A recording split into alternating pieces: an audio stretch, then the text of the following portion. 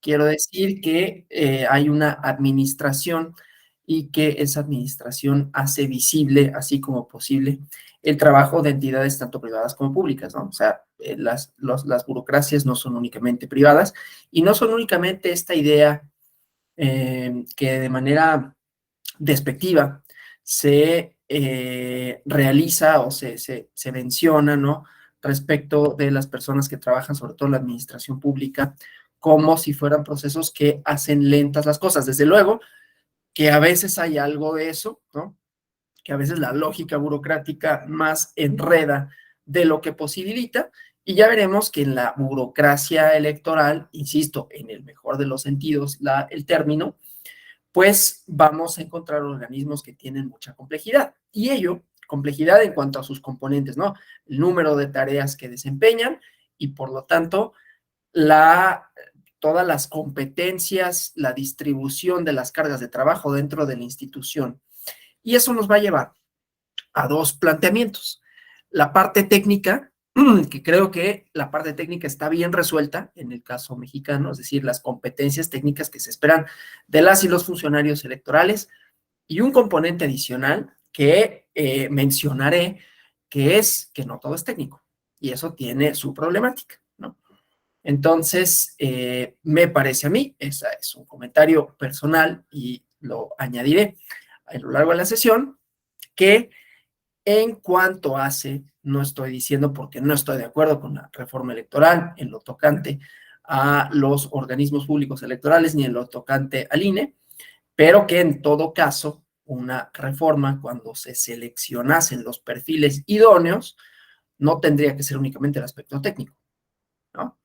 Que está bien resuelto y que no digo que no sea importante, pero que no es el único aspecto que debe de considerarse a la hora de seleccionar los perfiles idóneos. Entonces, ese es el plan de trabajo del día de hoy. Voy a comenzar, decía, con un video para una didáctica. Ay, perdón, es que lo pongo así y entonces así no se puede. Para la didáctica, voy a silenciar el micrófono para evitar estas cosas del sonido, ¿no? Pero cualquier cosa aquí estoy.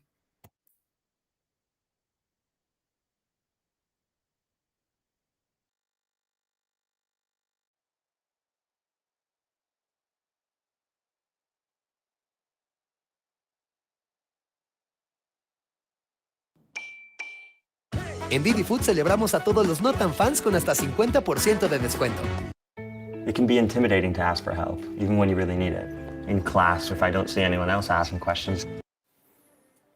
Hola, muy buenas tardes a todos, bienvenidos a un video más de Resúmenes en Telequia. En esta ocasión vamos a ver brevísimamente el concepto de burocracia según Max Weber. Todos recordarán que para Weber existían tres tipos de dominación pura en sus tipos ideales de dominación. Tales eran precisamente la dominación tradicional propia de los ámbitos religiosos y rurales, o la dominación carismática, que dependía de una administración central del líder y de sus allegados, y obviamente una forma de dominación racional legal que era propia de los estados-nación moderna. Los estados-nación moderna, mediante la dominación racional legal, instauraban una forma de administración que sea conveniente a sus fines. Este tipo de administración era la burocracia. De hecho, la palabra burocracia deriva de la palabra buró, que significa oficinas, haciendo alusión a lo altamente especializado de la división por departamentos que establece la burocracia, y kratos, que viene de poder o gobierno. Es decir, etimológicamente significa literal el gobierno mediante las oficinas, los departamentos, la especialización y división de tareas, etc. Históricamente, para Weber, la burocracia se asociaba precisamente al auge de los estados-nación moderna. Con el crecimiento de la población y la cantidad de personas a las que debía administrar, también crecían las necesidades de tener información acerca de esa población y poder ejercer un dominio racional sobre los mismos. En primera instancia había estado relacionado con gremios e incluso con la iglesia, que tomaban información de los miembros del gremio o de los feligreses para poder administrarlo de forma más eficiente. Es decir, en primera instancia, la burocracia estaba al servicio de los cuales precisamente recababa información. ¿Cuáles son las características fundamentales de la burocracia? En primera instancia, las comunicaciones formales. Todo tiene una línea que debe seguirse y debe expresarse de forma formal por escrito. De hecho, la siguiente característica es la impersonalidad de las relaciones. No estás tratando con una persona en particular, sino con un rol, con una función desempeñado por esa persona. De hecho, la racional división del trabajo es otra de sus características, según las cuales cada uno desempeña un rol y una función para la cual está capacitado o cualificado. De hecho, hay jerarquías, autoridades y responsabilidades claras.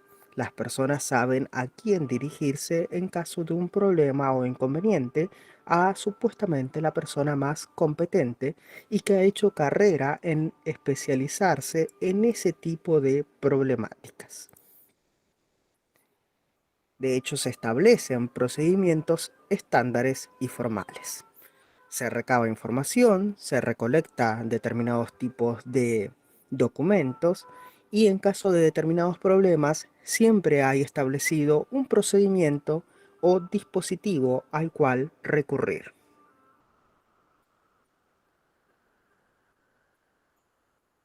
La idoneidad meritocrática es otra de sus fundamentales características.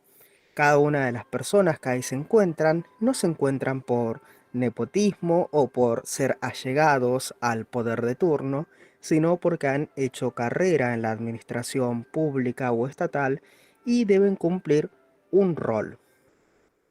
De hecho, se trata de formar un cuerpo de profesionales burócratas, es decir, que puedan hacer carrera dentro de la administración pública y perfeccionarse o capacitarse cada vez más. De esta forma, lo que se intenta lograr es cierto grado de previsibilidad y evaluación de los resultados. Es decir, la propia maquinaria burocrática somete a procedimientos estándares y burocráticos a los que ya forman parte de ellas. Las ventajas tiene, la burocracia tiene ciertas ventajas, como la racionalidad, la precisión, la eficacia, el orden y la disciplina y la profesionalización. Es decir, no hay discrecionalidad en el trato. No te tratan diferente según qué tipo de persona seas, sino que el trato debe ser lo más igualitario posible.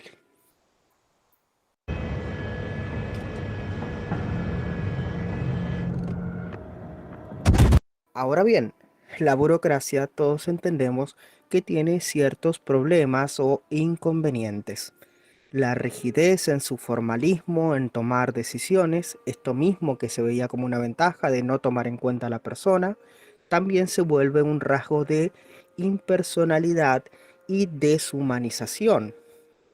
Lleva también, por lo tanto, aparejado cierto rasgo de parálisis o lentitud en la toma de decisiones por recurrir a este camino formalmente establecido de relaciones formales y de comunicaciones formales.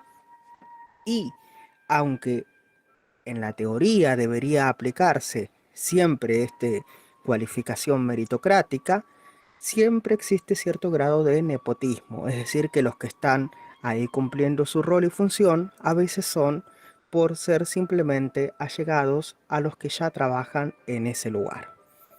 De hecho, de todas estas características, la que más preocupaba a Weber era ese grado de impersonalidad. Weber creía que la burocracia había surgido para ayudar a las personas, a los fieles, a los ciudadanos, y que por eso se habían empezado a recabar, a recolectar esta información acerca de ellos. Pero a medida que había desarrolladose el espíritu racional de la modernidad y el creciente proceso de formalización y racionalización de todos estos procesos, Weber había visto que había quedado una jaula vacía, es decir, este cascarón o carcasa que deshumanizaba, despersonalizaba al sujeto en lugar de estar para servirle, para ayudarle. Hasta aquí nuestro brevísimo, curioso y caótico repaso por los conceptos fundamentales de Weber y la burocracia. Espero que te haya servido para repasar para tus parciales, para tus finales. Y si así ha sido, por favor, compártelo. De esa forma me ayudas muchísimo en la...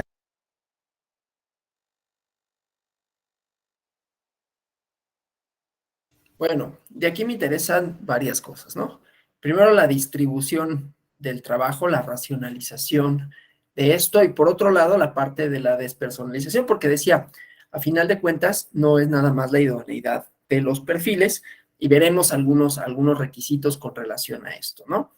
Entonces, para cerrar un poquito el tema, que es el tema eje, ¿no? El tema eje es la burocracia, porque se trata de formar personal, que pueda esto, racionalizar el trabajo, que tenga una especialización. Veremos esta parte ahorita, la siguiente sección del servicio profesional de carrera con alguna historicidad, porque ahí se inserta justamente el servicio profesional electoral y todos los otros requisitos, ¿no? Entonces, también podemos decir que es parte de nuestro sentido común. Muchas veces está bien justificado, ¿no? Pensar que la burocracia significa hacer más difícil un trámite o un proceso, ¿no? En nuestro lenguaje común utilizamos, ya decía, esto de la burocracia para referirnos a algo enredoso, ineficiente, fatigoso, ¿no? Como vieron en la presentación, por ahí identificaron a lo mejor a Kafka, ¿no? En su obra de El Castillo, narra una alegoría casi perfecta, ¿no? Del funcionamiento a veces absurdo, ¿no? De lo que llegan a ser los procesos burocráticos. Este es el tema, ¿no? Tiene problemáticas y desde luego no estoy diciendo con ello que tenga que desaparecerse ningún tipo de burocracia ni nada por el estilo, sino cómo se llega a pensar la burocracia, para qué sirve, por qué tiene sus ventajas, cuáles podrían ser algunas de estas desventajas, están trazadas con esta parte de la despersonalización, y por otro lado, la idea de eficiencia que no siempre se alcanza. Con ello no quiere decir que en este caso específico de lo electoral no se alcance, aunque quizás ahí podría haber áreas que se puedan mejorar, digámoslo de esa manera, ¿no? Entonces, bueno, decía, no obstante, hay una obra, bueno, hay muchas, ¿no? De Kafka sobre todo, también está en todos los nombres de José Saramago, aunque ahí no se centra tanto en la tarea burocrática. Pero bueno, el chiste es que en El Castillo narra Kafka una alegoría casi perfecta, ¿no? Del funcionamiento de los procesos burocráticos, ¿no? Entonces, leemos al principio, dice, este pueblo, si llega K, que siempre es el personaje principal, ¿no? De los relatos kafkianos, este pueblo es propiedad del castillo. Quien vive aquí o pernocta, vive en cierta manera en el castillo. Nadie puede hacerlo sin autorización del conde. Usted, sin embargo, se dirige un funcionario a él, no posee esa autorización, o al menos no la ha mostrado. Entonces, pues se entera de esto y dice, bueno, ¿y quién? Dice Kafka, ¿no? Pues voy a acudir por la autorización. Y le responde el joven, pues ¿quién se la va a dar? Pues el señor conde, dijo, no me queda otro remedio. Le contestan, solicitar ahora a medianoche una autorización del conde. Y dice, no es posible, ¿no? Entonces, ¿por qué me han despertado? Entonces, a lo largo de la novela, ¿no? Vemos cómo hay un deambular entre laberintos, respuestas absurdas que lo regresan al inicio, sensaciones de culpa y miedo, ¿no? Entonces, decía, ya vimos, hay una manifestación del poder, una manifestación concreta del poder en la burocracia, ¿no? Algunos otros estudios que decían inclusive, ¿cómo sabemos que el Estado tiene poder? Pues porque el Estado puede disponer de nuestro tiempo, ¿no? Si a mí Hacienda me llega un requerimiento y me dice, tienes que ir mañana, pues yo tengo que ir mañana, no tengo de otra, ¿sí? O igualmente en el ISSSTE, en el seguro, cuando me dan una cita, si es que tengo que ir para tramitar alguna cosa, pues es a las horas que ellos digan, ¿no? Entonces tienen esta facultad de disponer del tiempo de la ciudadanía. Esto no lo digo tanto como crítica, sino como característica de la manifestación del poder. Únicamente para cerrar esta primera idea, que es la burocracia en general, y ya decía, aquí insertaré la idea tanto del servicio civil, que tiene que ver con la profesionalización, por lo tanto, de la formación de recursos humanos, ¿sí? Y entonces aquí vamos a conjuntar tanto la habilidad técnica como la parte de el problema de la despersonalización, en todo caso que pueda haber, cómo mejorar ese funcionamiento, y ya luego vemos requisitos específicos en el servicio profesional electoral, y como decía, cerrar con esta parte de hemos privilegiado lo técnico y no es lo único que se necesita. Pero bueno, entonces vamos a este tema del servicio civil, ¿no? Su materia, la materia del servicio civil es el ser humano cuando labora en beneficio de la ciudadanía, ¿no? Que forma la parte sustancial de la vida asociada. Es un reflejo del carácter de una sociedad y su sustento, ¿no? No podríamos vivir sin una serie de estructuras, digo, en las sociedades como las conocemos, ¿no? Con estructuras complejas, con diferentes características que van organizando distintas cosas, ¿no? Es quizás innecesario que me refiera a cómo en el caso electoral, pues ha supuesto la adopción o la construcción de distintas autoridades, ¿no? Que depositan funciones diversas, y cómo esta función electoral tiene una lógica no solo del servicio civil de carrera, que es ya después una manifestación, sino una lógica de independencia, digamos así, ¿no? Independencia de la función electoral, en buena medida cargada por la historia mexicana, ¿no? Y entonces, en las sucesivas reformas que se han instrumentado hasta ahora, lo que se ha tratado con más o menos buen éxito, en algunas cosas mejor que en otras, como siempre, ¿no? Es de construir órganos electorales que garanticen, primero, la prestación del servicio, segundo, que la prestación de ese servicio sea especializado, sea profesional, por lo tanto, y tercero, pues, que garantice imparcialidad, ¿no? Con las virtudes y los problemas que eso lleva y que siempre es perfectible por ese lado, ¿no? Pero bueno, entonces, decía, es al mismo tiempo un reflejo del carácter de la sociedad y su sustento, ¿no? Entonces, hay algunos autores, ¿no? Que han tratado este tema del servicio civil. Y dice un autor ya muy, muy viejo, ¿no? Porque el tema no es novedoso. Hablar de servicio civil de carrera no es algo que sea, pues ya habíamos visto, ¿no? Cuando Weber lo trata, Weber escribe en el siglo XX, bueno, siglo XIX, siglo XX, entonces no estamos hablando de algo que sea propiamente, no, Weber murió en 1920, o sea, hace más de 100 años, pero bueno. El chiste es que Lazo Vallejo dice que el servicio civil reúne los rasgos característicos del pueblo, en este caso inglés, y refleja el temperamento nacional. Luego en Alemania, dice, donde no solo se le considera como un aspecto tradicional de la vida política del país, sino que el servicio civil es un factor constitutivo del ser nacional, como en Inglaterra lo es el Parlamento, ¿no? Entonces, bueno, un país donde predomine el sistema libre de designación, ¿no? Dicho sistema será una imagen de su nación. Hago este pequeño énfasis en la idea de la libre designación. Ya vimos algunas problemáticas, ¿no? En el video traza, creo yo, los ejes centrales que interesarían en realidad a cualquier servicio civil y propiamente al servicio civil electoral, que siempre tiene estos, pues, digamos, críticas en cuanto hacia las nominaciones. Saben bien, ¿no? ¿A qué me refiero? No estoy diciendo con ello que la solución propuesta o una de las soluciones propuestas en una de las reformas o de las iniciativas de reforma sea idónea, porque no es, en realidad sería bastante más perniciosa de la que es ahora, pero siempre se puede mejorar esa parte de la designación. Pero bueno, entonces, el sistema de designación, ya decía, un país donde predomine el sistema libre de designación será una imagen de su nación. Pero el servicio civil puede ser establecido en cualquier país que se lo proponga, ¿no? Hablé de Alemania, hablé de Inglaterra, pero en cualquiera, incluso donde las condiciones son más adversas, y será adoptado como una institución relevante a la vida nacional. En México ha habido esto, insisto, vuelvo a decirlo, nada más por si hiciera falta, estoy hablando del servicio civil de carrera en general y veremos las particularidades del servicio electoral, pero se inserta en esta lógica. A mí nunca me gusta, y una de las críticas que voy a hacer finalmente es el aspecto técnico. El aspecto técnico siempre está bien, pero lo técnico siempre está soportado por cosas tanto teóricas como conceptuales como empíricas, ¿no? Entonces, siempre inserto alguna cosa que tenga una dimensión mayor. Yo podría agotar esta clase en 1 hora y media y decir, pues estos son los requisitos y ya. Los requisitos están acompañados de otras cosas, están acompañados de ideas, de cómo construir una institución que sea eficiente, que cumpla con objetivos. Y esto no nada más es un aspecto técnico de administración pública, ¿no?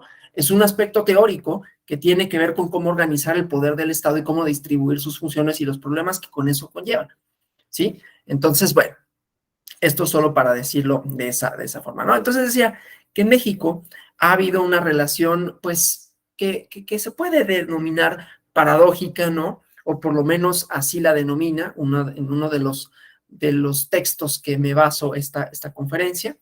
Se llama Servicio Civil de Carrera en México, Origen y Evolución, del doctor Omar Guerrero Orozco, ¿no? Y él dice que, insisto, hay una relación paradójica que va de una existencia vigorosa y productiva mucho tiempo atrás hasta su renacimiento en época reciente, ¿no? En donde ha habido tanto breves ensayos, legislación, proyectos y cruzadas sociales fracasadas, ¿no?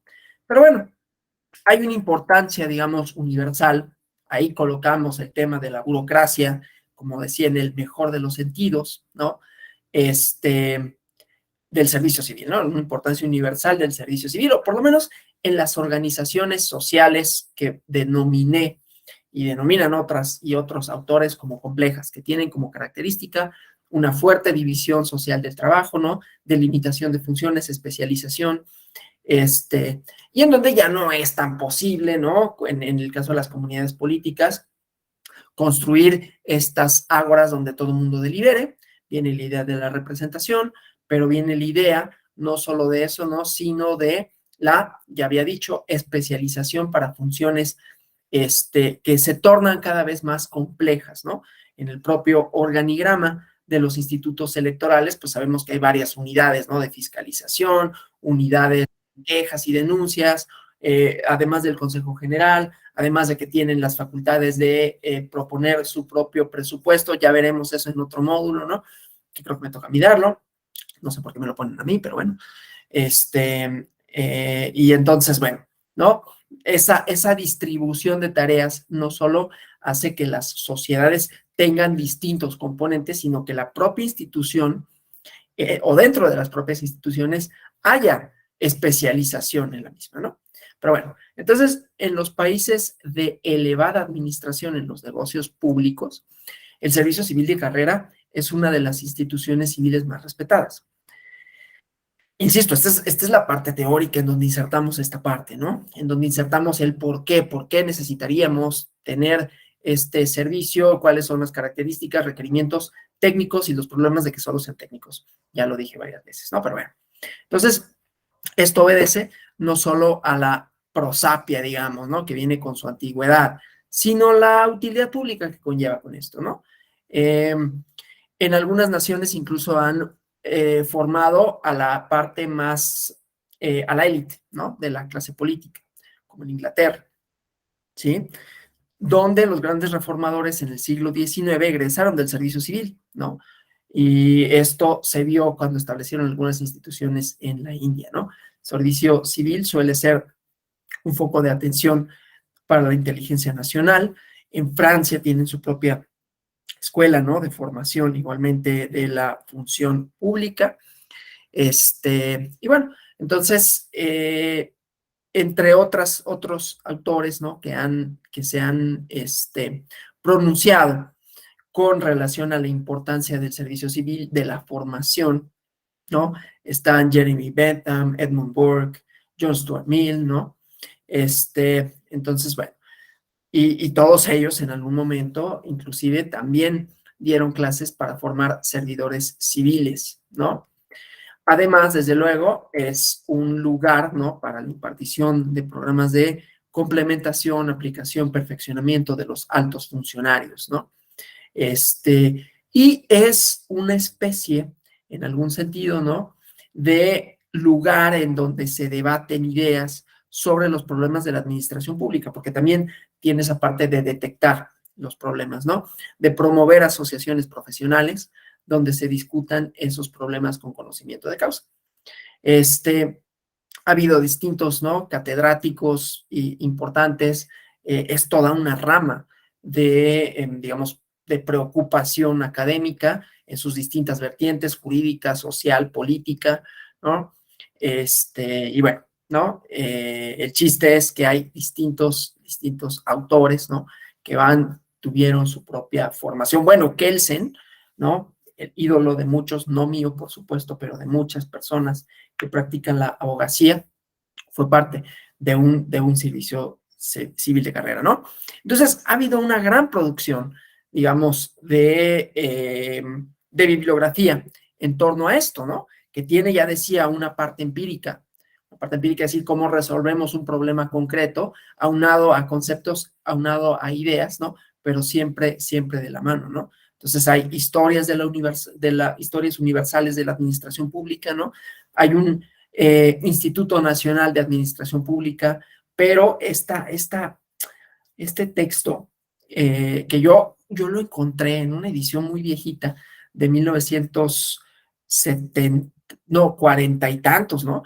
Está publicado por el Fondo de Cultura Económica, ¿no? Que es una historia de la administración pública, introducción a la administración pública, que bueno, tiene algunas cosas ahí que hay que desentrañar, pero bueno, el chiste es que ahí vemos algunos de los problemas administrativos y donde cuando se trata del servicio civil o del sistema civil, vemos que su carácter distintivo se configura por la expectativa ciudadana, ¿no? Pensamos, por un lado, en los usuarios, las usuarias que, híjole, qué tortuoso, tengo que hacer un trámite de Hacienda y ya sé que voy a perder todo el día, ¿no? Hay muchos ejemplos de esto, algunos cómicos, algunos un poco trágicos, ¿no? Como este libro que sí les recomiendo mucho que lean cuando tengan oportunidad, El Castillo de Kafka, ¿no? Hay una traducción de Borges muy buena y hay unos que son ilustrados, hay distintas ediciones, pero bueno, entonces la expectativa ciudadana, por un lado, y luego además, pues está basado en el principio de mérito, lo vimos en el video, ¿no? Los funcionarios nombrados no, y aquí voy a poner entre paréntesis, no necesariamente dependen del favor del jefe del Ejecutivo, idealmente no dependen, desde luego, ¿no? Son responsables, rinden cuentas y son evaluadas y evaluados mediante procedimientos objetivos. Y por lo tanto, su ingreso, promoción y permanencia, obedecen evaluaciones periódicas, sus relaciones con el gobierno están regladas, sus derechos están a salvo y sus obligaciones debidamente fijadas, ¿no? Esta es la parte, como decía, la teórica, pero que sea no nada más es una idea abstracta que alguien plasmó, sino es una manera en cómo se ha instrumentado con mayor o menor éxito, ¿no? Entonces, bueno, el carácter esencial del servicio civil es la permanencia en la carrera, ¿no? Permanecer ahí. Esto para quienes son abogadas, abogados, pues tiene mucho sentido, ¿no? Quienes alguna vez trabajamos en tribunales o todavía lo hacemos, ¿no? Yo ingresé hace muchísimos años, primero al Tribunal Federal de Justicia Fiscal y Administrativa y tenía su propio sistema, ¿no? Y todos sabemos, ¿no? Empieza uno meritorio y ahí estás ahí cosiendo expedientes, cosas aburridísimas, por lo menos para mí lo eran. Luego vas a la ponencia, ¿no? Y empiezas a hacer acuerdos y luego, pues si tienes suerte, como tuve en su momento, pues te dan una plaza chiquita, ¿no? Secretario, auxiliar, ¿no? Y luego asciendes y así sucesivamente. Entonces hay un escalafón igualmente. Y esta permanencia en la carrera está anclada no solo en disposiciones y regulaciones legales, sino en garantías jurisdiccionales que protegen a sus integrantes.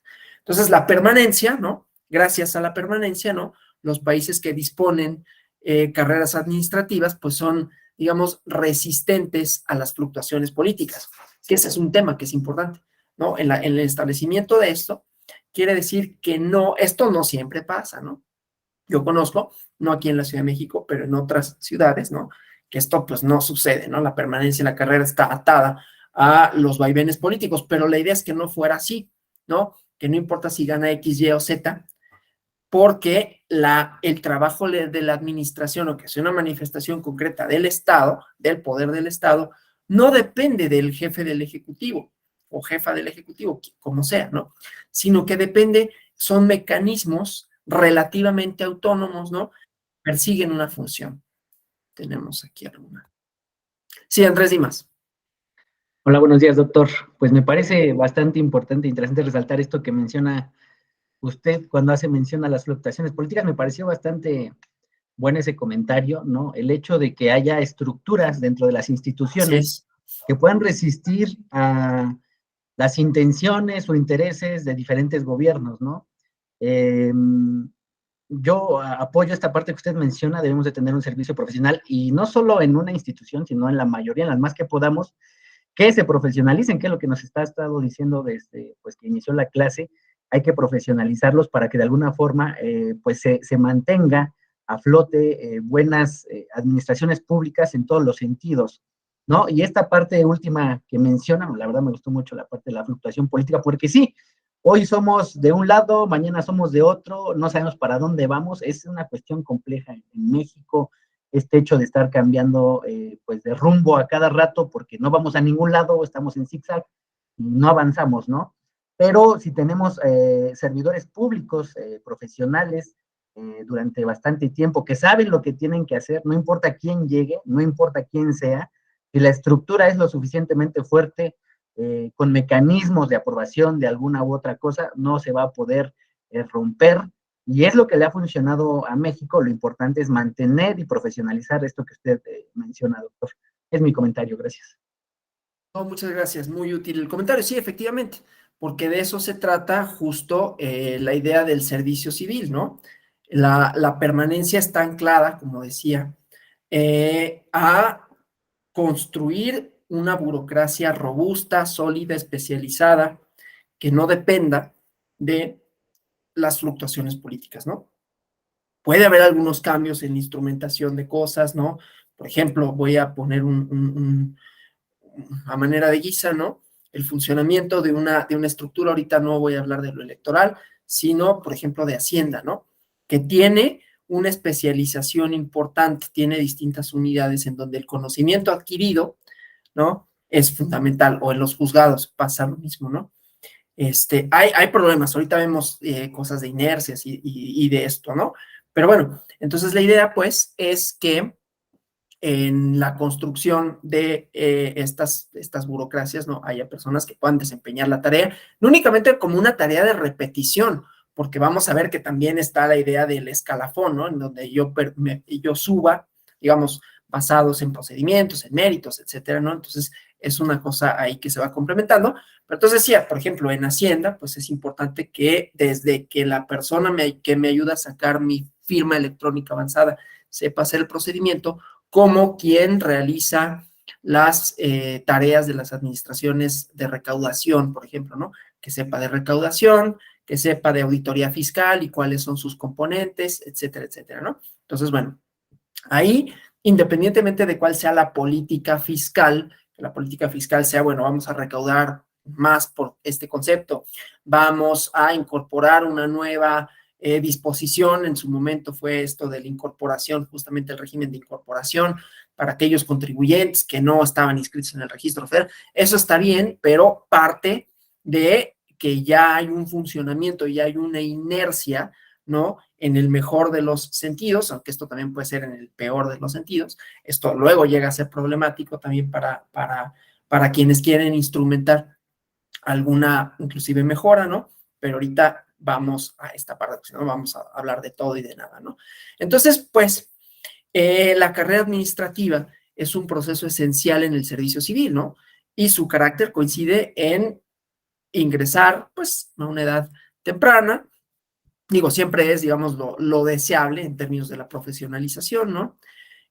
Propiedad en el empleo, ya hablaremos de eso, ¿no? Salarios programados en atención a los ascensos, revisiones anuales, oportunidad, claro, de ascenso hasta las categorías más elevadas, transferibilidad del centro a la periferia del servicio y viceversa, ¿no? Programas de formación, neutralidad política y jubilación, ¿no? Entonces, el servicio civil es inherente a nuestro tiempo, es propia del moderno Estado de Derecho donde se han desarrollado los derechos políticos.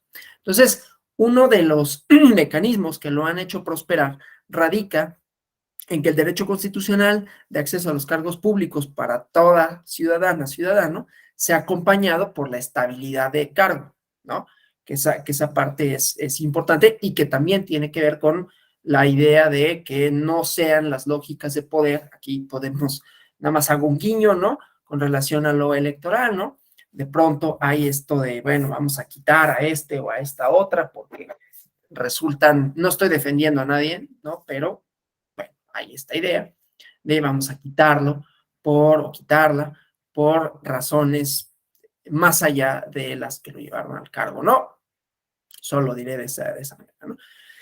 Entonces, en la medida en que todo ciudadano, ciudadana es apta para ocupar los cargos públicos, ¿no? Con base en la satisfacción del principio de mérito, que tiene sus problemas, yo no digo que no, la parte de la meritocracia tampoco es tan automática de decir, no, pues todo el mundo llegamos y tenemos las mismas posibilidades, pues no es cierto, ¿no? No solo por nuestra proveniencia, no solo por... Aquí les recomiendo un libro que es un estudio sociológico de justamente cómo funcionan ciertas, y voy a recomendar dos, cómo funcionan ciertas estructuras, la labor esta del mérito, que desde luego, y hay una revista, fíjense, en la revista Nexos, hace como un año, un poquito más, lo malo es que ahorita ya no es de acceso libre, pero que se llamó el número La ilusión del mérito, ¿no? Y desmontan una serie de mitos que se han construido como si solo el mérito por sí solo bastara para ascender cuando pues sabemos que no es así, ¿no? Y tampoco podemos decir, idealmente tendría que ser así, y hay países que lo logran con mayor éxito, pero desde luego no solo es por la pertenencia a una estirpe, ¿no? Aquí les recomiendo el libro La nobleza de Estado de Pierre Bourdieu, publicado por Siglo XXI, donde analiza, entre otras cosas, no solo el ingreso, el ascenso, los premios, ¿no? Que se reparten al interior, sino también, pues, las relaciones, tanto políticas como familiares, esta idea del nepotismo que también vimos en el video, que trataría de evitar, pero que no siempre se logra, ¿no? Entonces, bueno, no es que sea nada más el mérito, pero idealmente tendría que serlo. Y desde luego el mérito pues está atravesado por varias cosas, ¿no? Tanto la estirpe, ya decía, ¿no? La pertenencia a una familia, no es lo mismo ser uno que ser otro, no es lo mismo ser yo a ser, no sé, el hijo de Carlos Slim, por decir un ejemplo, ¿no? Y también eso pues va a reflejar no únicamente las oportunidades que dentro de la institución se puedan generar para esa persona, sino también pues donde se formó, hay una idea, no es lo mismo, y lo digo con todo respeto, a mí me hubiera encantado, hubiera sido la persona más feliz del mundo si hubiera podido estudiar en la UNAM, por razones ¿cómo se llama? Biográficas no pude, no estudié en la UNAM, estudié en otra universidad, pero bueno, no es lo mismo ser de la UNAM que ser de Harvard, ¿no? Y yo no quiero decir con esto que esté mejor preparado el Harvard, desde luego que no, pensaría tal cosa, pero hay una idea. Entonces, esto solo para decir, no es tanto de que bueno, la meritocracia ya resuelve todo el problema, pero sí el principio de mérito adquiere este derecho de permanencia en el oficio con base en esto, ¿no? Con base en los resultados y que asuma la responsabilidad de desempeñarse de conformidad con los deberes confiados, ¿no? Entonces, la Asamblea Nacional Francesa redefinió del todo a la administración pública, ¿no? Y la situó sobre diversos principios que veremos, ¿no? El concepto de funcionario, ¿no? Que se define como un mandatario público, independientemente de su puesto, ¿no? Porque no ejerce una potestad que le pertenezca como propia por ser poder de todos, ¿no? Sino que se le confía, aunque no se enajena, ¿no? Se le confía, ¿no? Porque es la voluntad popular inalienable, se le confía una tarea específica. Entonces, la función pública no es patrimonio del funcionario, ¿no? Porque el ejercicio del poder público no es un derecho, sino un deber, ¿sí? Esto tiene muchas implicaciones también en cómo es el desempeño de las personas, el nombramiento, ¿no? A quienes corresponde y así sucesivamente. Entonces, lo único que distingue al funcionario público es tener más deberes que los ciudadanos, más deberes públicos, ¿no? A la funcionaria pública, funcionario público. Entonces, la idea de un gran deber a cumplir, o sea, brindar una gran utilidad a las y los otros, es el que origina y justifica el respeto de las personas que desempeñan cargos administrativos, ¿no? Y tiene aquí sus raíces la responsabilidad en su sentido actual, ¿no? Porque la función pública no es patrimonio de quien la ejerce, no es su ejercicio un derecho sino un deber, ¿no? Entonces, los funcionarios, funcionarias públicas, en todas las categorías son responsables, ¿no? de su conducta, ¿sí? Bueno, en México, cuando los servicios civiles hacen su aparición en Europa, forman o fueron parte del proceso de culminación, de modernización administrativa, ¿no? La idea de la distribución y especialización en las funciones, de la idoneidad en los cargos, y que esa idoneidad va atada a lo que ya decíamos, ¿no? Y trajo consigo, por lo tanto, la mutación del funcionario, ¿no? Que pasaba de servidor, digamos, doméstico a un servidor del Estado, servidora del Estado, ¿no? Entonces, el servicio público adquiere esta forma de servicio civil como una institución que arriba con la irrupción del Estado moderno. Les había dicho, fue en Alemania donde se dio el primer paso en la introducción de los exámenes de ingreso, ¿no? Cuando se dispuso que por altos servidores públicos se reclutaran preferentemente entre las personas que estudiaban la carrera de Derecho, ¿no? Y se ordenó una separación nítida entre servidores públicos superiores y subalternos, este principio de racionalización de las funciones, ¿no?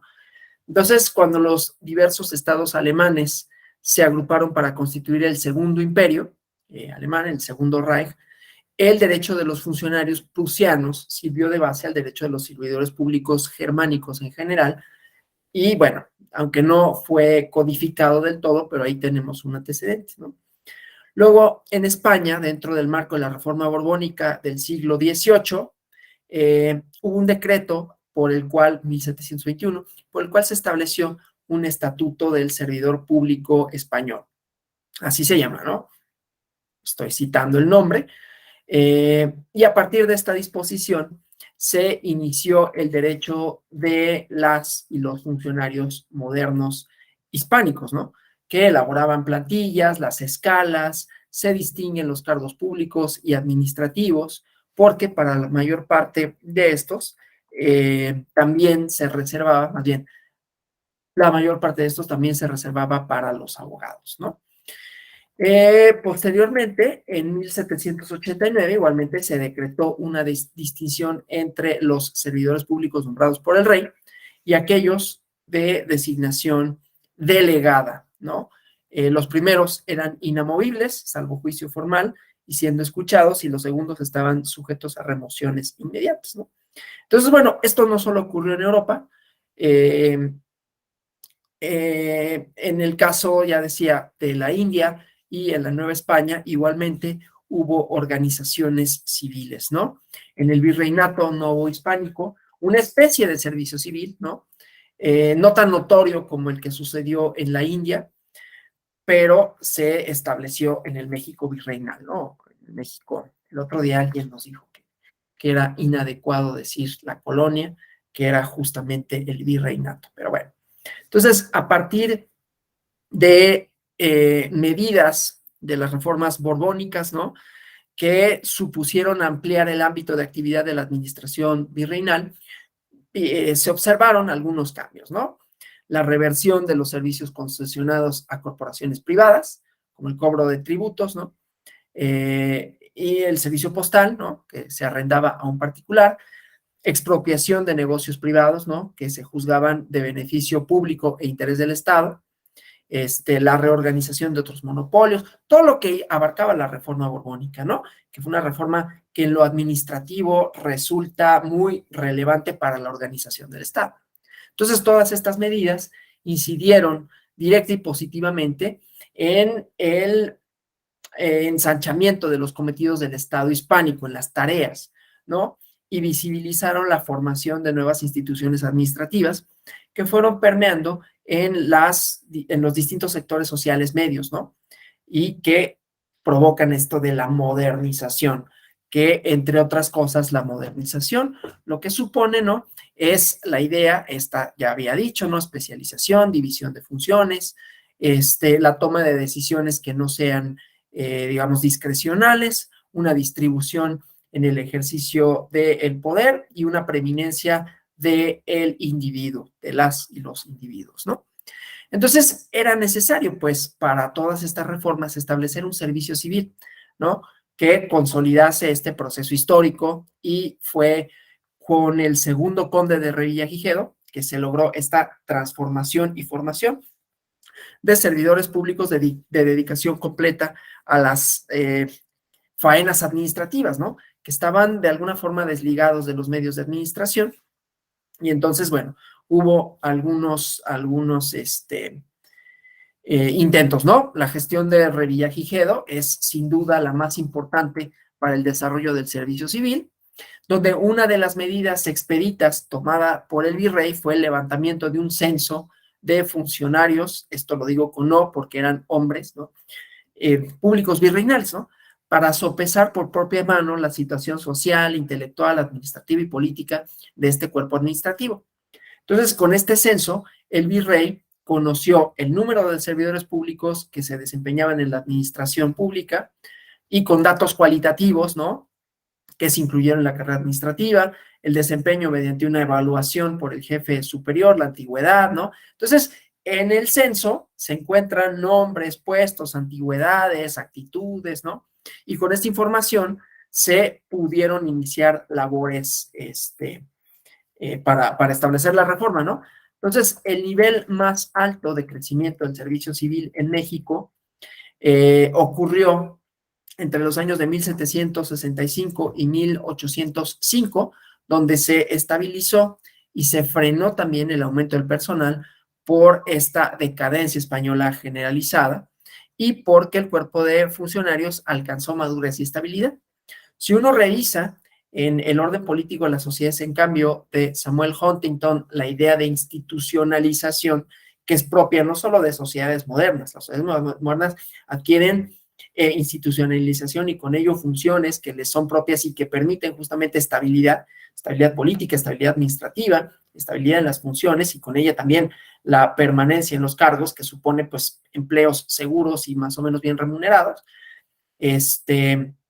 pero son prácticas que adquieren estabilidad justamente en el tiempo, ¿no? Esa es una definición como muy, muy general. Desde luego habrá que leer a Huntington y ver qué exactamente dice de eso, pero bueno, la idea es que la función pública adquiere esto, estabilidad y madurez, especialización, y las tareas ya no son, digamos, improvisadas, que esto desde luego va suponiendo que las y los funcionarios adquieran una idea del funcionamiento y de cuáles son sus labores, digamos, ¿no? Entonces, bueno, previo a la Guerra de Independencia, ¿no? La Nueva España estaba concluyendo una etapa de madurez del ciclo de formación del servicio civil que había cubierto ya pues más de 50 años, ¿no? Esta reforma política borbónica significó la institucionalización, decía, del servicio civil, el desarrollo del sentido del deber hacia el Estado, ¿no?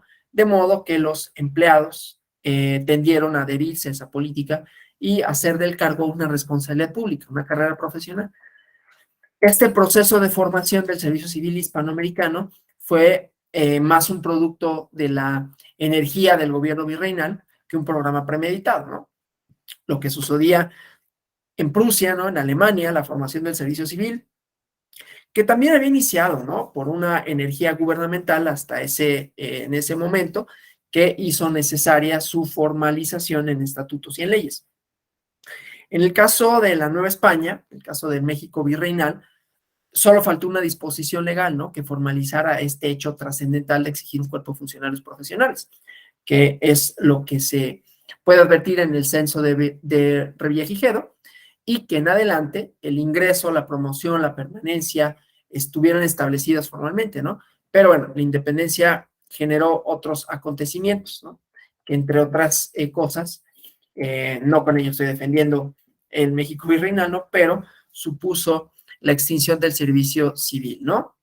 La mayoría, hasta el año de 1821, la mayoría de los empleados civiles que se habían formado bajo el concepto institucional de servicio, que estaban desligados de los intereses de la oligarquía novohispana, y que tenía como propósito vital la permanencia en el cargo, la realización de la carrera. Aquí vamos a encontrar, ¿no? Porque en ese entonces había funcionarios con más de 30 años de servicio, otros con 25, otros 10 años y así sucesivamente, porque ya lo había comentado, ¿no? Hacia finales del virreinato había madurado un servicio civil que se caracteriza por la estabilidad, pero también por el expertise administrativo, digamos así, ¿no? Pero bueno, con la independencia, pues que es una forma no solo radical, sino en sentido más o menos opuesto a esta lógica, ¿no? Porque este proceso progresivo vigente hasta entonces, pues fue de alguna manera revertido, ¿no? Entonces, bueno, el proceso de supresión del servicio civil avanzó de manera, digo, esto es, no sé si una consecuencia natural de cualquier revolución, cualquier gesta, ¿no? Que suponga alterar, cambiar, modificar, que no necesariamente es lo mismo, ¿no? El curso, la idea, la acción del Estado en un sentido específico, y esto pues siempre genera desórdenes en un principio, ¿no? No defiendo con ello cualquier revolución, pero la Revolución Francesa también supuso subvertir un orden, ¿no? Y era un orden que también tenía su propia institucionalización burocrática y pues había que cambiarlo de alguna manera, ¿no? Muchas de estas formas de toma de decisiones y de racionalización, que pues desde luego generan inestabilidad, ¿no? Casos más dramáticos como la Revolución China, que no es mucho ejemplo de muchas cosas, la Revolución Cultural, ¿no? De Mao, que pues supuso, por ejemplo, entre otras cosas, que funcionarios, inclusive educativos, ¿no? Fueran al campo, ¿no? Para que aprendieran lo que verdaderamente implica la revolución. No estoy haciendo una arenga porque no lo haría en favor de ese tipo de prácticas, desde luego totalitarias, pero así sucedió. O sea, solo para decir que los cambios políticos abruptos, ¿no? Generan esto, ¿no? Las revoluciones sociales, como las define esta gran politóloga Teda Skocpol cuando hace sus análisis, ¿no? Y dice, revoluciones sociales, la china, la rusa y la francesa, por lo que supusieron entre ellos el subvertir este orden de la administración pública, ¿no? No es lo mismo un cambio gradual que no supone tantas modificaciones en cuanto al quehacer del Estado, a uno que rompa completamente. Pero bueno, entonces, este proceso, decía, de supresión del servicio civil, en el caso mexicano, supuso facultar al Ejecutivo para extinguir oficinas que juzgara prescindibles. Cualquier parecido con la realidad es mera coincidencia, estoy hablando de 1852. Reducir las plantas de empleados en beneficio de la economía de gastos, 1852, no otro año, ¿sí? Insisto con esto, ¿no? No estoy aventando aquí pedradas a nada ni nadie, solo estoy haciendo la historia de esto, ¿no?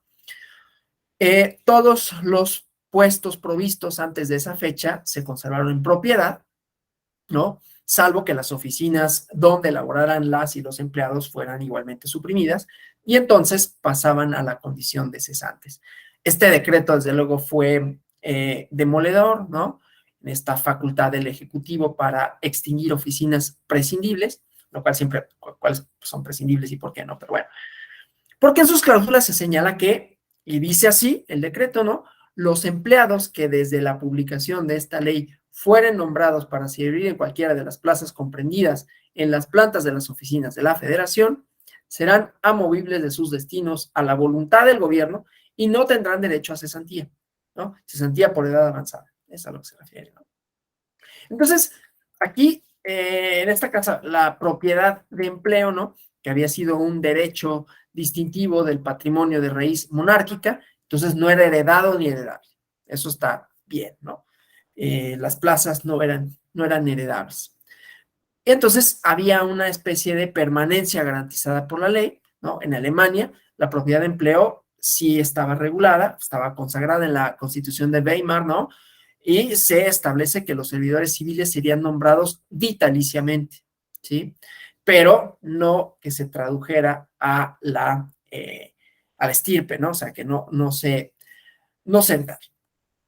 hay malas prácticas dentro de la administración pública en México, no podría decir de otros lugares, ¿no? No electoral, insisto, pero en otros organismos en donde las plazas se heredan, ¿no? Y a veces era como parte de lo que se pedía o se pide, se sigue pidiendo, no sé, a los sindicatos, pero ese es otro tema. Entonces, bueno, en 1855, dentro de la ley de presupuestos, se suprimieron los cargos de propiedad, ¿no? Y se convirtieron en comisiones revocables en todo momento, ¿no? No estabilidad en el empleo. O sea, los empleados terminaron por perder la inamovilidad que les aseguraba estabilidad, ascensos por escala, sueldos y pensión para viudas y huérfanos, ¿no? Por extensión, se cancelaron algunos otros derechos, ¿no? los fondos pues estos, ¿no? Los fondos de ahorro, ¿no? Los fondos de pensión, porque se utilizaron en provecho de la hacienda pública y dejaron a los empleados en libertad, en todo caso, de formar sus propias asociaciones de pensionistas. Entonces, con esta fecha fue expedido lo que este autor, Omar Guerrero, califica de certificado de defunción de servicio civil en México, ¿no? Al final de aquella ley se describe de un modo tan nítido como, dice él, descarnado. Dice, las dotaciones señaladas en este presupuesto serán las únicas que disfrutarán los empleados civiles de justicia y militares, prohibiéndose el abono de toda gratificación o sobresueldo o el goce del haber de dos empleos. Los cesantes que sean ocupados y tengan mayor sueldo por su cesantía que el señalado en la planta, solo disfrutarán de este y de ser conformes en ello, quedarán agregados a la pagaduría respectiva para que se les abone lo que les corresponda por sus años de servicio. Entonces, fue abolida una institución estable, ¿no? Que estaba afianzada en cargos de propiedad y separada de los medios de administración en favor de una cierta discrecionalidad, digámoslo, ¿no? La eliminación del servicio civil, que era indispensable al proyecto de los partidos emergentes en forma de logias, ¿no? Ya en algún momento, en alguna clase, ¿no? Veremos la formación de los partidos políticos en México, ¿no? Que pues eran logias, eran maduros, precarios, y sus clientelas pues más bien eran pues no profesionales, ¿no? Esta que le denomina el autor, insisto, en el que baso esta parte de la conferencia, empleomanía, solo se explica en la medida que existen cargos a disposición, cuyo alcance solo es posible merced al despojo de quienes lo ocupan, ¿no? Una cultura patrimonialista, como después la definirán en otros estudios de cultura política, no sobre México, pero que teóricamente se le llama así, ¿no? Las y los titulares de los órganos, y que esto configuró la cultura política del régimen, pues, autoritario, vamos a decirlo así, autoritario electoral, porque había elecciones, ¿no? En el siglo XX había elecciones, pero no era un régimen democrático, en donde los cargos, las funciones, el desempeño, los ascensos, pues no eran necesariamente por la profesionalización y la permanencia en nada, sino por el designio, ¿no? Esta parte un tanto cuanto arbitraria, ¿no? Decía la cultura patrimonialista, que es eso, ¿no? Que las personas que ocupan los cargos de más alto rango consideren como de su propiedad lo que es propiedad del Estado, ¿sí? Estos vicios, digamos, que suceden en cierto tipo de burocracias, ¿no? Que no necesariamente cumplen con las funciones estas de profesionalización, pues son propios de los sistemas no democráticos, ¿no? En el México de los años 40, 50, 60, 70, 80, pues pasaba mucho esto, ¿no? Y que desde luego todavía se replica. Ahora, tiene una cierta lógica, no necesariamente la reversión para que se convierta en patrimonio del gobernante la designación de los cargos, pero sí quizás el rompimiento, la fractura con una serie de inercias que pueden ser propias de un régimen distinto. Voy a poner un ejemplo jurisdiccional, un estudio publicado por Flaxo que se llama Jueces y Democracia y que hace un análisis, ¿no? Lisa Hibling, una investigadora de la Universidad de Minnesota, pero ella es chilena de origen, de cómo, y a esto les recomiendo la película, está en Amazon Prime, perdón por el comercial, no me paga Amazon Prime por decir que está en su plataforma, pero está en esa plataforma. La película de Argentina 1985, en donde pues hay un juicio, digamos, para los militares, General Videla, entre otras personas, ¿no? Y pues ahí hay una burocracia jurisdiccional que logra enjuiciarlos, pero lo que hace Lisa Hibling es decir, cómo ciertas prácticas propias de la burocracia jurisdiccional de la dictadura permanecen en democracia y no permiten la democratización de las instituciones. Entonces, a veces tiene sentido esos rompimientos. Solo quería decir eso, ¿no? Para traer los ejemplos del siglo XX. Claro, en el caso electoral, lo que observamos, menos que rompimientos, fue una construcción con problemas, desde luego, ¿no? Con defectos, sin duda, pero entonces ahí, en esa transición, ¿no? Que creo que está hasta cierto punto poco estudiado, cómo la transición no solo significó la edificación de instituciones que tuvieran funciones, sino la profesionalización, la formación de recursos humanos, la formación de una serie de administradoras y administradores públicos propios que tenían una serie de prácticas a partir de ideas específicas de cómo instrumentar una democracia electoral. Y lo voy a decir así, una democracia electoral que no agota la democracia, pero sí es parte de ella, ¿no? Bueno, entonces en México, regresando a esta historicidad, ¿no? Se extinguió el servicio civil, pero en Inglaterra apenas se establecía, ¿no? En la isla, ¿no?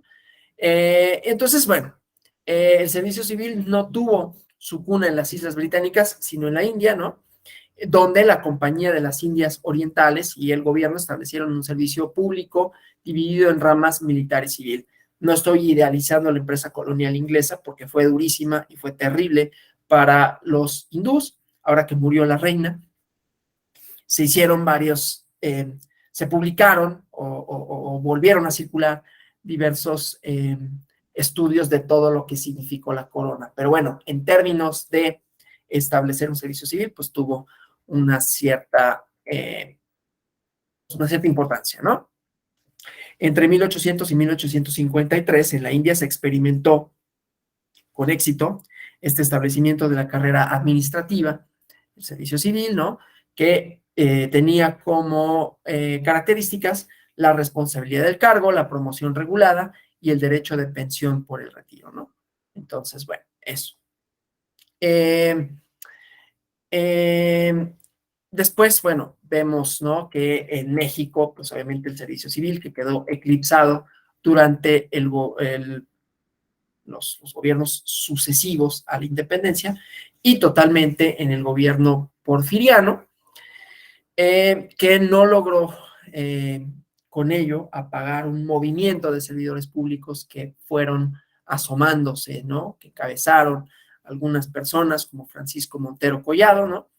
Que buscaban construir sociedades, ellos le llamaban sociedades mutualistas de empleados federales, pero pues se frustró porque ni Porfirio Díaz ni Limantour, ¿no? José Yves Limantour, vieron con simpatía que los trabajadores del gobierno conjugaron sus esfuerzos en pro de una asociación laboral.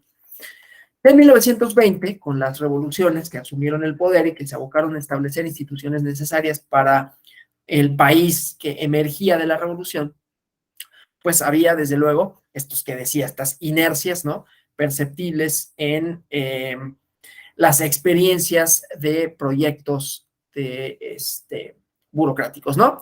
En contraste con el porfirismo, no obstante, que era renuente al servicio civil, ¿no? Porque era más como una parte de discrecionalidad. Los primeros gobiernos de la revolución, que estaban empapados de ciertas reivindicaciones sociales, ¿no? Fueron receptivos a esta idea del servicio público profesional, ¿no? La época de la década de los 20, del siglo XX, se caracteriza, entre otros aspectos, por desarrollar procesos orientados a la profesionalización del servicio público, ¿sí? En esa década se desenvuelven acciones, ¿no? Instituciones favorables al desarrollo del servicio civil. El Departamento de Contraloría, por ejemplo, dio pasos importantes en la instrumentación del sistema de méritos para el ingreso, la permanencia, la promoción de los trabajadores administrativos. Entonces, con ello renace el servicio civil, ¿no? Entonces, bueno, y con ello, pues, algunas otras asociaciones. Hay una organización de servidores públicos que se constituye en 1922, ¿no? La Confederación Nacional de Administración Pública, la Asociación de Empleados Federales, ¿no? Que pues establecen un servicio civil, y agrupaciones profesionales cuyos miembros se desempeñaban en el gobierno, contadores fiscales, ¿no? Que van promoviendo, entre otras cosas, la fundación de la Escuela Superior de Administración Pública, y se logró su incorporación en la Universidad Nacional, ¿no? En la UNAM. Entonces, el objeto era un plantel, ¿no? De formación profesional de servidores públicos en los ámbitos contables, fiscales y mercantiles. Tiene su correlato. Esto lo voy a tocar solo de manera muy por encima, ¿no? El Instituto Matías Romero, ¿no? Para la formación del personal del servicio exterior, ¿sí? Entonces, bueno, Ya para la década de los 30, aunque había menguado este impulso organizado de los empleados públicos en pro del servicio civil, pues su aparición se mantiene pues con algo de empeño, ¿no? Ya no persistía el experimento gubernamental, perdón, del servicio civil en alguna dependencia administrativa, había desfallecido, dicen, el esfuerzo académico de los planteles para brindar sus aulas a los empleados públicos activos y del futuro, pero afloraron, ¿no?, varias asociaciones en pro del servicio civil. Fue el presidente Abelardo Rodríguez, junto con el Partido Institucional, el Partido Nacional Revolucionario, donde se destacaron algunas personas que participaron de esta idea. O sea, la peculiaridad de la administración pública de entonces era la carencia de un servicio civil, ¿no? Un problema es que esa deficiencia se había añejado, se había reforzado, ya lo había dicho, ¿no? Porque pues esto suponía una idea de cómo llevar a cabo, de cómo instrumentar el servicio público, que era pues con el control gubernamental, que supone controlar recursos, controlar procesos, ¿no? Que es toda la idea contraria a una burocracia funcional, racional, ¿no? Pero bueno, entonces, digamos, proyectos que podían ser promisorios, las cruzadas sociales vigorosas, que sí las hubo, pues fueron derrotadas, ¿no? No obstante, en otros lugares del mundo, en Francia, por ejemplo, lograron de mejor manera la creación del servicio civil, como estamos hablando del siglo XX, ¿no? Como base del establecimiento de un plantel para la formación de funcionarios profesionales, ¿no? Es la Escuela Nacional de Administración, que fue establecida por el gobierno provisional en 1945, una vez terminada la Segunda Guerra. Voy a obviar esa parte porque en Alemania, desde luego, los funcionarios en la Alemania nazi pues eran parte de una burocracia. O sea, aquí para que veamos cómo esos vaivenes políticos que se supondría construyen a burocracias robustas e impermeables a esos cambios, pues no necesariamente lo son. Y luego ya podríamos extenderlo a el problema de las burocracias despersonalizadas cuando trabajan, el ejemplo, hay muchos, ¿no? Pero el ejemplo perfecto, pues, es el juicio de Eichmann, ¿no? Yo solo realizaba una labor, ¿no? Y así muchos funcionarios nazis, ¿no? Hay una película, ahorita se me olvidó el nombre, y son horas, ¿no? Shoah, así, S-H-O-A, que habla de los funcionarios del gobierno terrible, temible, nazi, ¿no? Pero hay uno en particular, porque está en pedacitos en las plataformas, en YouTube está, y entrevistan a una persona cuya labor, imagínense, es una labor burocrática, una distribución, además, muy, muy impecable en realidad, ¿no? Pero desde luego horrorosa. Entonces, esta es la parte de, pues no solo es lo técnico, ¿no? Un funcionario nazi, que él solo decía, yo solo les corto, así empieza la entrevista, ¿no? Yo solo les cortaba el cabello a las personas que iban a ingresar a las cámaras de gases. Pero a lo largo de las preguntas, pues al tipo lo quiebra, ¿no? Porque pues sí, pero no era nada más una tarea de, bueno, yo solo les corto el cabello, bueno, yo solo los peso, bueno, yo solo, pues esa cadenita de, bueno, yo solo hago esto, era una maquinaria de destrucción, muy bien aceitada, ¿no? Entonces, bueno, el chiste es que posterior a esto nada más como una parte, como esas maquinarias pueden funcionar también para estas cosas horribles y perversas, en donde la lógica o la funcionario que desempeña la tarea, y por eso traje a colación el juicio de Eichmann, ¿no? La famoso ensayo de Hannah Arendt de la banalidad del mal, pues yo solo estoy haciendo un trabajo, ¿no? Ya mi trabajo, las consecuencias que eso tenga como engrane de una maquinaria perversa, pues eso es otra cosa, ¿no? Vean luego algunas de las entrevistas que están en este documental Shoah, que es realmente aterrador, ¿no? Pero bueno, el chiste es que posterior a esto, ¿no?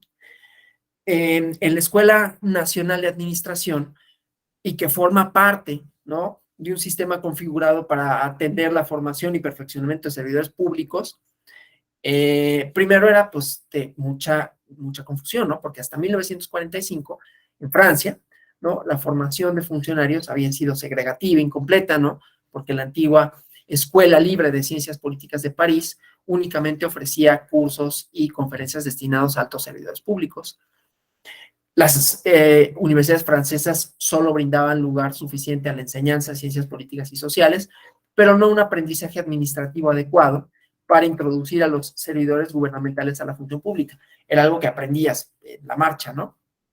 Y los estudios universitarios favorecían procedimientos de reclutamiento estamental, plutocrático, ¿no? De grandes cuerpos de funcionarios y marginaban a los jóvenes que no tenían dinero, ¿no? Entonces, bueno, esta Escuela Nacional de Administración, junto con la función pública francesa, democratizó la administración pública del país, ¿no? Su importancia en Francia, perdón, ha sido tan relevante, ¿no? Que hay quienes le han llamado el espejo de la nación. Entonces, pocos años después nace un fenómeno administrativo, ¿no? Que produce la internacionalización de la vida pública, ¿no? Los servicios civiles internacionales, diverso de las carreras administrativas nacionales, y su ejemplo más importante es el que establece la ONU, con el Servicio Administrativo Internacional, que tenía como objetivo dotar de capacidad administrativa a los países que no tuvieran cuadros funcionales, colaborar con su formación, que en las décadas 1950 y 60, pues no tenían, desde luego, servicios nacionales competentes, ¿no? Entonces, en consonancia con esta internacionalización de la administración pública, mucho tiempo después, 2003, se expide la Carta Iberoamericana de la Función Pública, y ahí se refrendan estos temas clásicos en el servicio: la estabilidad en el empleo, la protección ante el despido injustificado, la responsabilidad de los empleados públicos por el trabajo desempeñado por sus resultados, ¿no? Los años que cubren toda la segunda mitad del siglo XX se caracterizaron, ¿no? Porque no hay mucha producción, en realidad, académica del servicio civil, y no obstante, no se apagó la idea del servicio civil de carrera, ¿no? Entonces, bueno, más adelante, en la década de los 90, ¿no? Es que llega a México el servicio civil con esta idea del servicio profesional de carrera. En el caso en México, ¿no? Ya decía, en los años posteriores a 1980, se ha desarrollado, y ya en el siglo XXI, propiamente, ¿no? Una copiosa cantidad de trabajos con relación a el servicio civil en México, ¿no? En buena medida obedece a iniciativas sin duda gubernamentales, ¿no?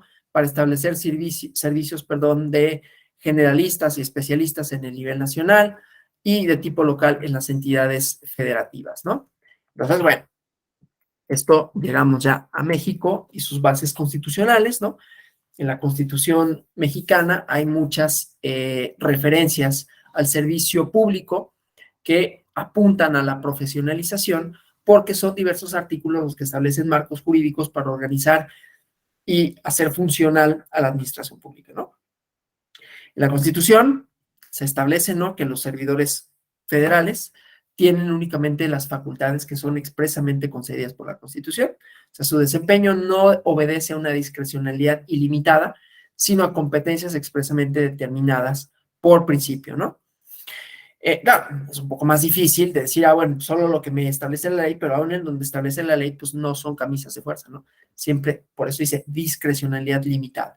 No que no exista, sino que no es absoluta. Sí, Andrés. Sí, doctor, en esta parte también mencionar, ¿no? Hace tiempo, al nacer esto, como usted lo dice, en los años 90 en México, se crea esta idea de que la hiperespecialización es mala.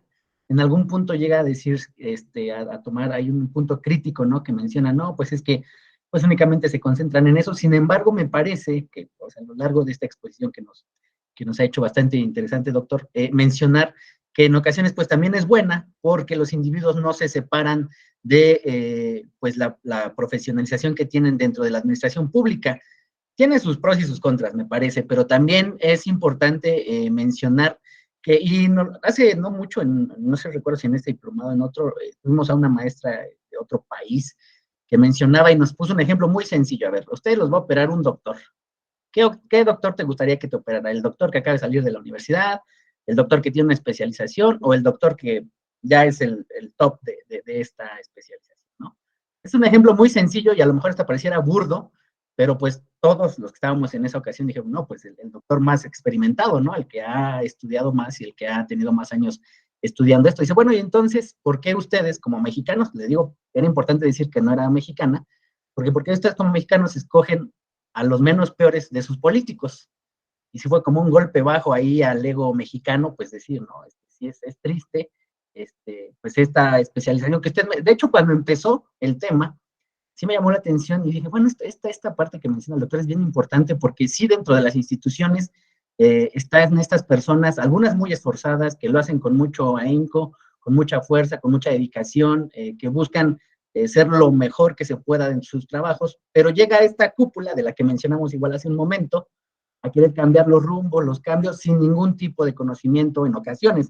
No voy a generalizar, hay personas que sí se ponen ahí a estudiar, pero quieren cambiar los rumbos de buenas a primeras y nada más porque se les ocurrió. Pues este era mi comentario, doctor, gracias. Al contrario, gracias. Sí, tiene sus claroscuros, desde luego. Ya a ver si nos da tiempo de llegar a esa parte, porque no solamente es lo técnico. Lo técnico está bien y tiene que estar. No digo que no. En todo caso, esto tendría que ser acompañado de otras nociones, ¿no? O sea, lo técnico acompañado de otra idea o de otras ideas que son complementarias y que robustecen la parte técnica. Es decir, no basta con un examen, o sea, porque no somos, a ver, en estas disciplinas no somos, y lo digo con todo respeto, a ver, mi novia, esposa es ingeniera, no es que yo tenga nada en contra de los ingenieros, pero no somos ingenieros, no ejecutamos una serie de disposiciones para obtener resultados absolutos, digámoslo de esa manera, ¿no? O sea, no estamos levantando un edificio que necesita de una estructura y que pues esa estructura no importa si yo pienso de una o de otra manera, se tiene que levantar a partir de fórmulas exactas, ¿no? Aquí no. Entonces también hay que acompañarlo de una serie de dimensiones, ¿no? De sensibilidad social, de conocimiento histórico, de conocimiento político, tanto conceptual como empírico de nuestra propia realidad y de nuestra propia historia, ¿no? Elementos que escapan a lo meramente técnico, insisto, porque no estamos nada más haciendo ecuaciones. No con eso quiere decir que sea fácil las ecuaciones, simplemente digo que tienen procesos mentales distintos. Entonces, por eso es importante acompañar lo técnico y en todo caso, creo que en la formación de los recursos humanos, no solo en los institutos electorales, sino en general en la función electoral, se ha privilegiado lo técnico. Y eso habría que acompañarlo de otras cuestiones que no nada más son técnicas, ¿no? Esa sería como mi principal crítica, que en todo caso, en una reforma, pues no sería una reforma ni a la organización ni al funcionamiento. Quizás algunas designaciones, eso ya cada quien tendrá su evaluación, pero sobre todo el reforzamiento del servicio de carrera, por un lado, y que no se privilegie únicamente el conocimiento técnico, que es imprescindible, pero que, insisto, tendrá que robustecerse con otras cosas, ¿no? Pero estoy de acuerdo con eso. Hay un artículo que hace relativamente poco escribió, es un artículo de periódico de opinión, que escribió el profesor Fernando Escalante Gonzalo, que se llamaba Se buscan políticos. Y justamente hablaba de que, y no es exclusivo de México, pero que no ha habido o no se han preocupado la clase política por formación de políticos profesionales, políticas profesionales, ¿no? Sino que pues son personas que a veces vienen de otros sectores, ¿no? Lo vemos, ¿no? En candidaturas extravagantes, ¿no? Que de pronto no tienen una trayectoria ni una formación, digamos, dentro de la política, que no es necesariamente una formación académica, pero que van, es una burocracia por sí misma la clase política, ¿no? Entonces habría que entender de esa manera, ¿no? La sucesión, los escalafones, ¿no? Personas que son militantes, ¿no? Y sus accesos a las candidaturas para tener políticos profesionales en ese sentido, ¿no? Entonces, de acuerdo con el comentario. Bueno, entonces decía, esta discrecionalidad limitada en el artículo 124, ¿no? Que hay algunas piezas angulares del servicio público, ¿no? Que establece, ¿no? Que las funciones públicas están expresamente delimitadas y los requisitos, ¿no? Derechos, obligaciones, responsabilidades de los servidores públicos. Aquí con los correlatos de los procedimientos, artículos 108, 111, ¿no? Pero bueno, definiendo a los funcionarios, empleados y toda persona que desempeñe cargos en la administración pública. Entonces, por principio, todo ciudadano tiene el derecho de ser nombrado a cualquier empleo o comisión siempre y cuando tenga ciertos perfiles, ¿no? Tenga calidades que disponga la ley, artículo 33 constitucional, y se establece un sistema más o menos, ¿no? No estoy diciendo que funcione muy bien ni nada, ¿no? Pero el modo de mérito como divisa de ingreso al servicio público, ¿no? Hay casos de éxito y hay otros que no. Pero bueno, aquí hay ecos a la Asamblea Nacional Francesa, ¿no? Que había mencionado, establece que el servidor público, la servidumbre pública solo puede realizar las funciones que se le encomiendan y que la ocupación de un cargo público debe ser con base en el mérito, que tiene sus problemas, y les decía, ya hay copiosa bibliografía sobre esta ilusión del mérito, ¿no? Que se ha convertido también en una especie de ideología. Pero no es el tema, solo lo apunto, ¿no? Lo menciono para que no nos vayamos con la idea de, sí, todo es el mérito y el mérito funciona bien, porque hay muchas desigualdades en ese sentido. Pero bueno, entonces, a partir de la expedición de la ley por la que se crea el servicio profesional de carrera, se limita un poco una disposición constitucional, ¿no? Que es la facultad del presidente de la República para nombrar y remover libremente a los secretarios de despacho, cuyo nombramiento o promoción no esté determinado de algún modo en la Constitución y en las leyes, porque otros modos de nombramiento de los servidores públicos son los menos, ¿no? Son excepción y no regla. Esta potestad constitucional del presidente, pero esta potestad presidencial se ha ejercido, pues, de manera omnímoda prácticamente, ¿no? Pero bueno. Entonces, la Constitución igualmente no manda que la designación del servidor público se haga mediante sistemas que permitan apreciar los conocimientos y aptitudes de los aspirantes. Ordena que para tal efecto se establezcan escuelas de administración pública, en el artículo 123, apartado B, fracción octava, me parece. Y esto, bueno, es establecer, como decía, el sistema de méritos, ¿no? Sigue siendo, ¿no? Ejemplificativo. Creo que el servicio profesional electoral funciona bastante bien y es paradigmático por eficiente, sin que esto signifique que no haya algunos problemas, el servicio de relaciones exteriores, ¿no? En el Matías Romero. Bueno, entonces, pues, hay una escuela de formación, porque hay una serie de, no siempre se cumple, por estas facultades, ¿no? Que yo creo que son indeseables, pero ahí están, ¿no? Del presidente que puede nombrar, lo voy a decir así, y cualquier parecido con la realidad es mera coincidencia, ¿no? A un exgobernador o exgobernadora que le resulta políticamente redituable para algunos efectos, nombrarle embajadora sin tener ninguna experiencia en servicio exterior o cónsul, ¿no? No es privativo de esta administración, si es que me estoy refiriendo a algún ejemplo de esta administración, también ha habido en otras, ¿no? Esos nombramientos discrecionales que no atienden a esto. Pero bueno, el chiste, pues, es que hay desviaciones en estos modelos, ¿no? La Constitución política, pues, ordena que todo servidor, servidora pública, deba administrar con eficiencia, eficacia, honradez los recursos económicos de que dispone, y que para satisfacer los objetivos a que esté destinada su aplicación, es necesaria que se desempeñe con legalidad, honradez, lealtad, imparcialidad y eficiencia, ¿no? Artículo 109 de la Constitución. Entonces, constitucionalmente es posible aquilatar, ¿no? El grado de desempeño de los servidores públicos, cualificar, ¿no? Las cualidades de su eficiencia y eficacia, legalidad, lealtad, ¿no? Pero, pues desde luego, esto tiene la parte de la rendición de cuentas, ¿no? Por un lado, y por otro lado, insisto, en la formación permanente que no se centre única y exclusivamente en lo técnico. Eso sí tengo y me interesa subrayarlo muchísimo, ¿no? Pero bueno, en nuestro país, la Ley de Servicio Profesional de Carrera de la Administración Pública Federal es la única disposición que ha establecido la carrera administrativa en forma general, ¿no? Quienes la redactaron optaron por dar el nombre de Servicio Profesional de Carrera a el conjunto de funcionarios que nutren sus filas. Y se adopta esta noción de servicio, ¿no? Propia del servicio civil británico, la idea de la carrera, ¿no? Inherente a la carrera administrativa, y le añadieron la índole de profesional, que evoca las cualidades, la pericia, el expertise que decía, ¿no? La ley del servicio profesional de carrera implica de suyo una transformación del orden jurídico y del régimen administrativo, ¿no?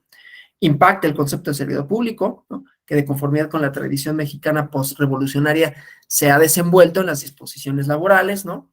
Y esta nueva ley, bueno, es una ley nueva, ¿no? Desde luego, ¿no? Pero esta ley lo considera desde otro ámbito constitucional, ¿no? Porque los integrantes del servicio público desempeñan funciones públicas y su estatuto se tiene que situar dentro del derecho administrativo principalmente, salvo los trabajadores del Estado dedicados a labores de producción y prestación de servicios mercantiles y similares.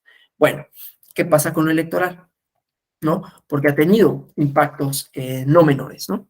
Ustedes sabrán que el derecho electoral, solo me voy a referir de manera muy general para ya hablar de algunas características generales, ¿no? Del estatuto, digamos, del servicio profesional y cómo esto hace referencia a lo que hemos visto en este sentido, ¿no? Entonces voy a ver algunas cosas, sobre todo conceptuales, pero primero decir, pues, que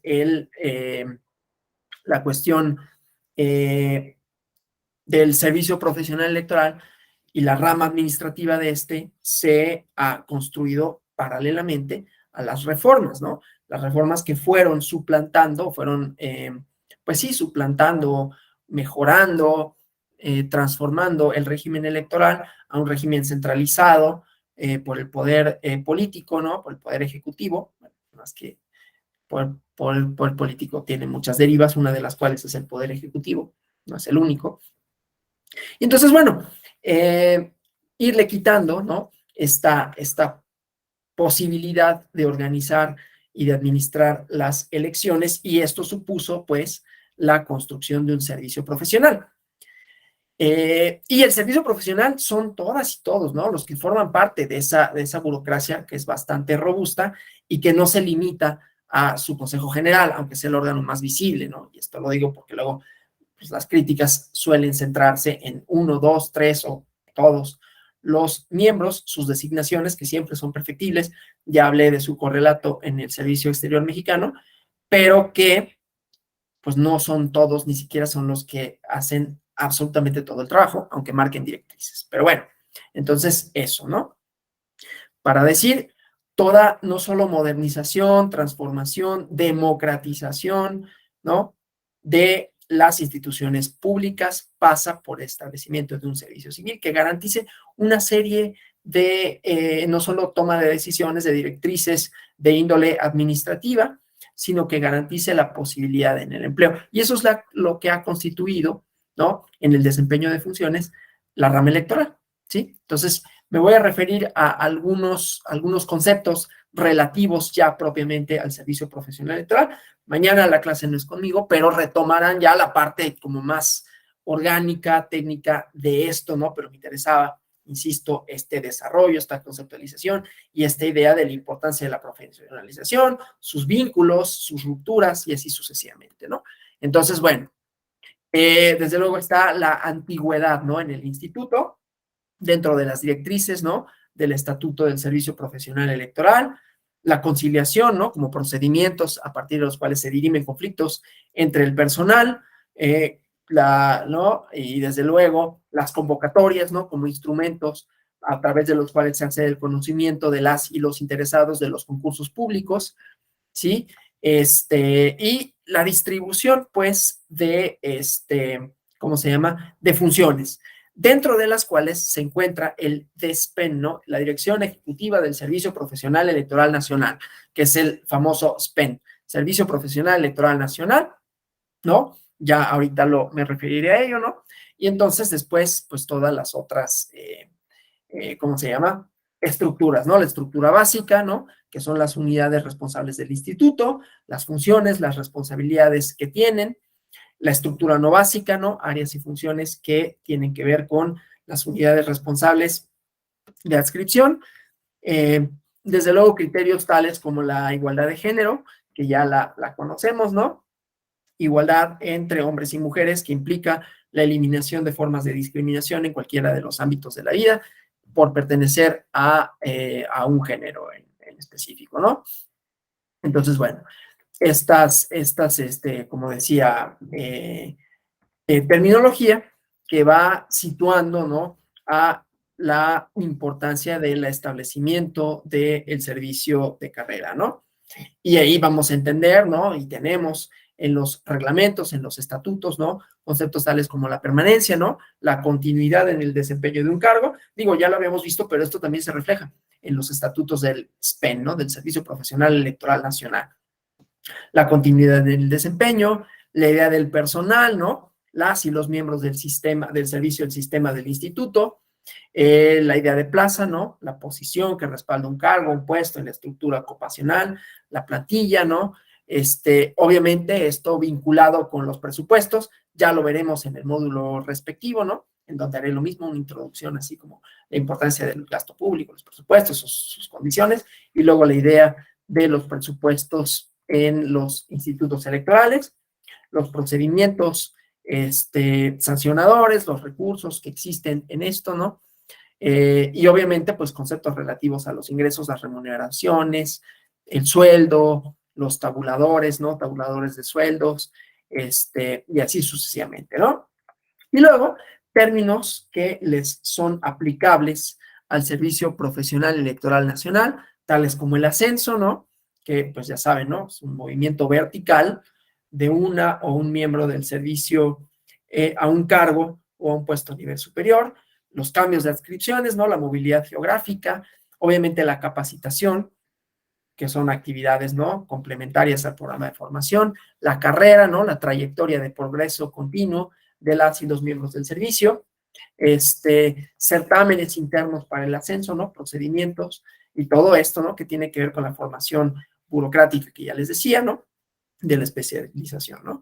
Procedimientos por medio de los cuales pues compiten para acceder a niveles superiores de la estructura, ¿sí? Delimitaciones de ciclos, ¿no? Ciclos trianuales para la función de celebración de procesos electorales federales, comisiones de servicio, comités dictaminadores, concursos públicos, ya decía, ¿no? Que son los procedimientos de reclutamiento y selección para el ingreso al servicio profesional electoral, que es la vía primordial de ingreso al servicio, ¿no? Y bueno, desde luego, esto que les decía, la evaluación, los programas de formación, la evaluación en el desempeño, y así sucesivamente, ¿no? Entonces, bueno, esto con relación a digamos, los distintos conceptos que, como vimos, están vinculados a al ejercicio de los y las servidores públicos, ¿no? Del servicio profesional electoral. Entonces ya, bueno, el día de mañana ya van a ver como más cuestiones relativas a las atribuciones, a cómo se ingresa, a los concursos, a la formación propia, ¿no? Pero como decía, esto ha sido parte y esto tendría que ser como una característica deseable para todas aquellas ramas de la administración pública, ¿no? Que desempeñen funciones y que vayan buscando, insisto, no solo la profesionalización en términos de la institución, ¿no? Sino que las prácticas, sobre todo las prácticas que se llevan a cabo, sean propias, ¿no? De los objetivos de la institución, independientemente de ciertos vaivenes políticos que en ciertos momentos, pues sí, como dije, ya han reconfigurado el hacer y el quehacer de las burocracias y de las administraciones, ¿no? Entonces, bueno, yo hasta aquí y quedo para preguntas y comentarios. Sí, Andrés. En esta última parte para cerrar, doctor, esta parte del acceso a vamos a hablar, ya estaba, bueno, cerró con el tema del servicio profesional de carrera del Instituto Nacional Electoral y de los OPLES. Esta pregunta sí es muy concreta. ¿A usted qué opinión le merece el hecho de que el INE cierre las convocatorias en ocasiones únicamente para mujeres? Y hoy ahí entra una nueva figura, ¿no? Entra, bueno, no sé si decirlo así, a lo mejor es malo, estas personas no binarias, ¿para dónde se inclinan? Pues, ¿podrían entrar ahí? O, bueno, es una pregunta muy concreta, doctor. Gracias. Sí, es muy, muy pertinente la pregunta. A ver, lo que pasa es que, digamos, históricamente, las instituciones públicas habían estado o han estado en su mayor parte compuestas cuantitativa y cualitativamente por hombres, ¿no? Es un hecho. los congresos estatales, el Congreso Federal y desde luego las instituciones de la administración pública. ¿Qué pasa con esto? Yo considero que la democracia, y por eso decía, no solo es técnico, no son solo procedimientos, no son solo las reglas del juego. La democracia tiene un componente sustantivo. ¿Y cuál es ese componente sustantivo? Que entre otras cosas tiene que ser, o sea, los procedimientos tienen que reflejar la pluralidad social, cuantitativa y cualitativamente. No solo en la integración de los órganos de representación, que uno diga, bueno, tendrán que estar representadas cualitativa y cuantitativamente, o sea, numérica y en condiciones, digamos, sociales, todas las mujeres, pero resulta que en México no son solo hombres y mujeres, también hay personas que pertenecen a otras, digamos, manifestaciones, tanto sexuales como culturales, ¿no? Estoy hablando de personas que pertenecen a comunidades indígenas, personas afromexicanas, personas con discapacidades, y tenían cerradas las puertas, ¿no? Entonces, los concursos exclusivos tienden a nivelar, digamos, esa parte, ¿no? Yo creo que son parte de las acciones afirmativas, y las acciones afirmativas tienen como característica la temporalidad, o sea, es para que construyan un piso mínimo a partir del cual se puedan superar ciertas barreras históricas, y una vez que hayan sido superadas, entonces esas medidas dejarán de serlo, ¿no? Porque ya no van a ser necesarias. Entonces, creo que esa es la lógica que priva un poco, ¿no? Para que la composición plural sea garantizada, porque de lo contrario podrían subsistir los sesgos que han subsistido a lo largo de de las décadas, ¿no? Entonces, si bien uno puede decir, pues es que a mí me cierran la posibilidad porque esa convocatoria no está abierta para mí, hay que tener en cuenta, ¿no? Que esto trata de superar esas dificultades que se han enfrentado estos grupos marginados, ¿no? Históricamente, y que además, insisto, tanto las instituciones de gobierno, de administración pública y de representación, pues tienen que reflejar, o sea, las personas que estén al frente tienen que también reflejar a la pluralidad cultural que tiene esta nación, y eso será lo mayormente democrático a que solo hubiera gente como yo, ¿no? Que tomen las decisiones por todas y todos, ¿no? Gracias, doctor. No, al contrario, gracias. No sé si hay alguna otra pregunta, comentario. Rápidamente. Bueno, hablando sobre esto en alguna conferencia, nos decían de esta deuda histórica, que creo que en parte es por eso. Y, por ejemplo, yo estudio la universidad, y mis profesores me comentan, mis profesores de cierta edad, que antes en esta misma facultad, pues no había prácticamente mujeres. Entonces, claro, hay que valorar la igualdad y la equidad y su diferencia en ambos sentidos. Sin embargo, considero que aún en 2022, para una mujer es más difícil acceder a ciertos cargos porque ya vienen cuestiones en cuanto a corrupción y demás, en cuanto a, y vaya, ya había usado esta palabra en el diploma, pero en cuanto a lo que es el acoso, ¿no? Entonces, te piden otras cosas para entrar. Como mujer simplemente es más difícil decir, ¿sabes qué? Yo me quedo en la oficina hasta las 8 o 10 de la noche, porque existe una desigualdad que, aunque no, a lo mejor no es tan tangible de pronto, para las mujeres sí lo es, porque dices, bueno, el transporte público, bueno, en carro, pero te bajan. Entonces, creo que estas plazas son sumamente importantes para lograr esta equidad, no tanto una igualdad, sino una equidad, porque es cierto que lamentablemente seguimos en condiciones diferentes. Totalmente de acuerdo, totalmente de acuerdo. Yo no puedo añadir nada porque desgraciadamente, pues yo no, a ver, yo puedo ser sensible al tema, ¿no? Del acoso, pero nunca lo he padecido.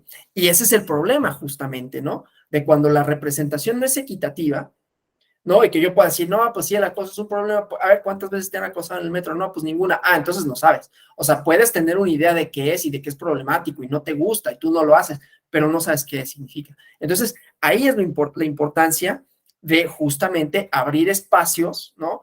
Por lo menos cuantitativamente, que no es todo, pero que puedan, ¿no? Llevar a la agenda pública, a la instrumentación de las distintas políticas, esa problemática por quien la sufre verdaderamente, ¿sí? Porque además es, como bien lo señala, es transversal. O sea, a esa desigualdad, muy desdichada y muy indeseable, pero que existe, se le suman otras, ¿no? Si eres madre, por ejemplo, ¿no? Ha habido algunas medidas que hay más o menos, que sí, las otras licencias de paternidad y que sí, no sé cuánto, pero hay una carga ahí, ¿no? Empezando por eso, ¿no? En donde hay muchas personas, mujeres, ¿no? Que se les limite el acceso a los cargos públicos por estar embarazadas, o se les niega licencia, o sea, toda esta serie de prácticas que, insisto, si no son ocupados esos espacios por mujeres, pues pasan inadvertidos, porque uno, insisto, por sensible que pueda ser el tema, pues no lo padece y hay muchas cosas que se le van de largo, desgraciadamente, ¿no? Entonces, sí, totalmente de acuerdo con el comentario, le agradezco mucho. ¿Alguien más? Sí, Javier Olivares. Buenos días, doctor. Me gustaría saber su opinión sobre los tabuladores en el sistema OPLEX. Incluso aquí ha sido un comentario. Hace poco salió la convocatoria y hemos visto que hay institutos donde los sueldos son bajísimos y otros donde los sueldos son muy altos. Entonces se supone que debería haber un estándar, pero en la práctica no lo vemos. Eso sería todo. Gracias. Sí, sí, por supuesto. A ver, las remuneraciones, lo que pasa es que de pronto las remuneraciones han sido muy satanizadas, no digo por quién ni nada, ¿no? Porque ha habido se han centrado excesivamente en las personas que más ganan, ¿no? Y que pues sí, habrá algunos cuyos salarios, cuyas percepciones podrían siempre revisarse a la baja, pero no son todos, digamos, no todo el mundo tiene esas percepciones. Entonces, esto hay como que tenerlo en mente. Y desde luego, muchas veces tiene que ver con otras, a ver, para garantizar la independencia es importante que las y los funcionarios, tanto de alto nivel como nivel medio, como de nivel, digamos, bajo en el escalafón, tengan una percepción que les permita realizar sus labores. No digo con esto que se vayan a corromper, sino que les permita realizar sus labores sin tener que preocuparse de nada más. Y que esto va vinculado con la estabilidad en el empleo, que va vinculado con la idea de, bueno, y además si realizo bien mis funciones voy a tener una idea de escalafón. Desde luego habría que establecer un estándar, pero ¿qué pasa, no? Que también esto choca, lo veremos en la clase de presupuesto, ¿no? Con las ideas y directrices gubernamentales de los ejecutivos a nivel local, en donde luego pues han querido meter mano al presupuesto, ¿no? Entonces choca con las inercias estas políticas, en donde pues sí hay como una especie de desprecio a la función pública electoral. Pero yo creo también, como bien lo dice, que tendría que haber un estándar mínimo, no solo para el funcionamiento sino para las remuneraciones. Así como se estableció de manera un tanto cuanto arbitraria, y podemos estar de acuerdo o no, con un máximo, nadie puede ganar más que, pues también podríamos establecerlo a la baja, nadie puede ganar menos que esto en la función pública, ¿no? Y entonces sí, estoy totalmente de acuerdo con lo que comenta. Voy con Sergio Hugo Gutiérrez y regreso con Andrés. Sergio, por favor. Creo que lo perdimos. Bueno, entonces vamos con Andrés Dimas. Y nada más era para sumar en este comentario de Javier. Bueno, Sergio ya anda por aquí. Sí, Sergio, perdón. Sí, ya nada más era para comentar con relación a lo de los tabuladores en cuanto a los sueldos. Creo que esto se basa más en el presupuesto que tiene cada uno de los organismos y principalmente en su distribución territorial, ya que no es lo mismo que el estado de Veracruz, que tiene 212 municipios y tiene 30 distritos locales electorales, tenga la misma dimensión que tal vez Nayarit, que tal vez Quintana Roo, que tal vez Baja California, en donde los distritos electorales son menores a los que tienen y en cuanto a la instalación del número de casillas.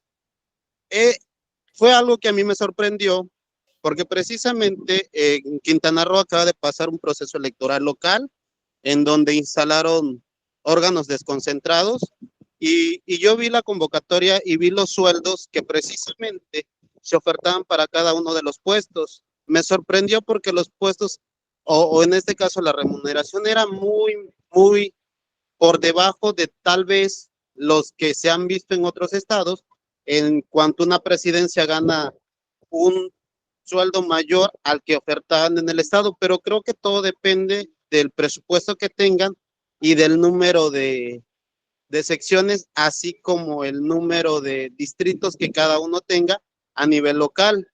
Por eso creo que los sueldos varían para cada uno de los puestos, porque como bien lo comentan ahorita que se vino la convocatoria para el SPEN a nivel local, en los OPLES, se vio mucho la diferencia de algunos puestos a nivel técnicos en Yucatán, en Coahuila, en Veracruz y en todos los estados. Es donde iniciaron a hacer la comparación y muchos se extrañan de que, si no mal recuerdo, creo que solamente hay un estado que tiene órganos desconcentrados permanentes, que es Guanajuato, que tiene sus consejos regionales, cuando en otros estados no existe esa figura o no existe como tal ese órgano desconcentrado, y más que nada siendo un órgano permanente. Todos los órganos desconcentrados se instalan de manera temporal.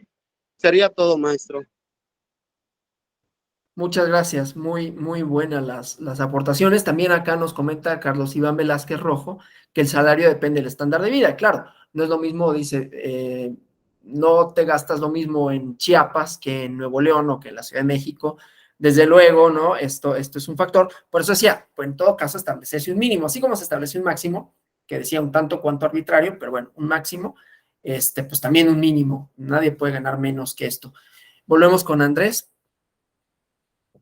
Sí, ya nada más era para igual, para cerrar el comentario de Javier, de Sergio. Me parece que iba en ese sentido, era lo que iba a comentar, doctor Alonso.